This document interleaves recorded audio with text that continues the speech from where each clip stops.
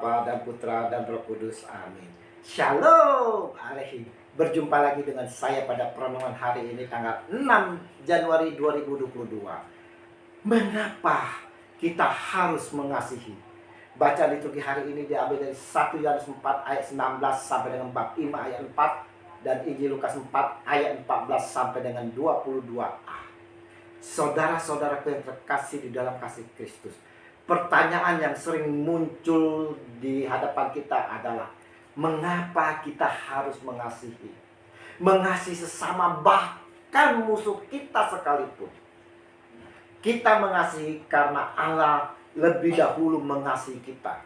1 Yohanes 4 ayat 19. Karena Allah terlebih dahulu mengasihi kita, maka selayaknya lah saudara-saudara kita membalas kasih Allah itu. Tetapi bagaimana kita dapat mengasihi Allah? Dijelaskan oleh Yesus Tuhan kita, tetapi kamu kasihilah musuhmu dan berbuatlah baik kepada mereka dan pinjamkan dengan tidak mengharapkan balasan. Maka upahmu akan besar dan kamu akan menjadi anak-anak Allah yang maha tinggi. Sebab ia baik terhadap orang-orang yang tidak tahu berterima kasih dan terhadap orang-orang jahat. Hendaklah kamu murah hati, sama seperti Bapamu adalah murah hati. Lukas 6 ayat 35 sampai dengan 36. Saudara-saudara yang terkasih, bacaan pertama hari ini saudara sangat jelas sekali menyampaikan kepada kita, jikalau seorang berkata aku mengasihi Allah dan ia membenci saudaranya, maka ia adalah pendusta. Karena barang siapa tidak mengasihi saudaranya yang dilihatnya, tidak mungkin mengasihi Allah yang tidak dilihatnya.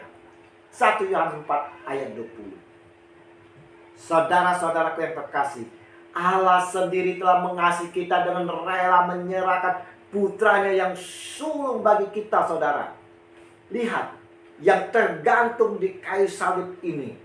Rasul Paulus katakan, akan tetapi Allah menunjukkan kasih-Nya kepada kita oleh karena Kristus telah mati untuk kita ketika kita masih berdosa. Roma 5 ayat 8. Allah mengasihi kita dengan memberikan putranya bagi kita, saudara. Kasih sejati itu adalah tentang memberi, bukannya menerima.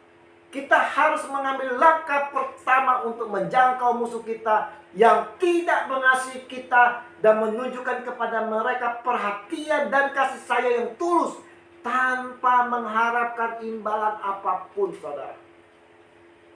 Realita dari kehidupan kita, sering kali kita bersifat menunggu dicintai, menunggu dikasihi.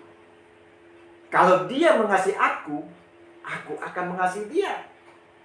Kalau dia mencintai aku, maka aku pun akan mencintainya. Itulah kehidupan kita, saudara.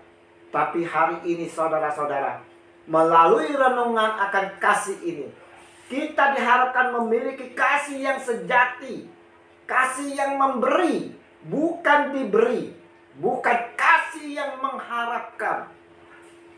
Dan perintah ini kita terima dari Dia. Barang siapa mengasihi Allah, ia harus juga mengasihi saudaranya.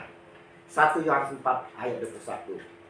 Inilah tandanya bahwa kita mengasihi anak-anak Allah, yaitu apabila ia mengasihi Allah serta melakukan perintah-perintahnya. Sebab inilah kasih kepada Allah, yaitu bahwa kita menuruti perintah-perintahnya. Perintah-perintahnya itu tidak berat. 1 Yohanes 5 ayat 2 sampai dengan 3. Semoga kita dapat melaksanakan kasih yang diharapkan Allah Bapa kita dengan selalu belajar dari kasih Yesus Kristus putranya, serta dibimbing, kita dimampukan oleh Roh Kudus, dibimbing dan diarahkan kini dan sepanjang segala masa. Amin. Dalam nama Bapa dan Putra dan Roh Kudus. Amin. Shalom alaikum.